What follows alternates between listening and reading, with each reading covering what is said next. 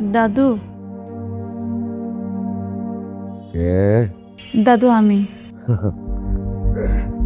নাতবো, আসো আসো। ও, বসেন দাদু, বসেন। এখন বসো। দাদু, দাদু, আমার 6টা মাস সময় দেন দাদু। আমি জানি আপনি ছাড়া এই বিয়ে কেউ আটকাতে পারবে না দাদু। আমি জাবিদ্র অনেক ভালোবাসি, ওকে ছাড়া থাকতে পারবো না দাদু। আবেদকে ছাড়া থাকবে কেন? তোমাকে তো তালাক দিচ্ছি না। দাদু, আমি আপনারে বুঝাইতে পারবো না।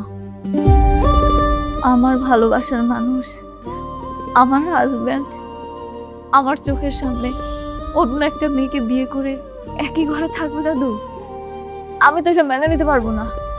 আমার তো দম বন্ধ হয়ে আমার মনে হয় মারা যাবো দাদু। আগ্রাম করো না, বিবেক দিয়ে একবার চিন্তা করো। যখন নতুন বউ আসবে, তার সন্তান হবে, দেখবে তখন তোমার ভালো লাগবে।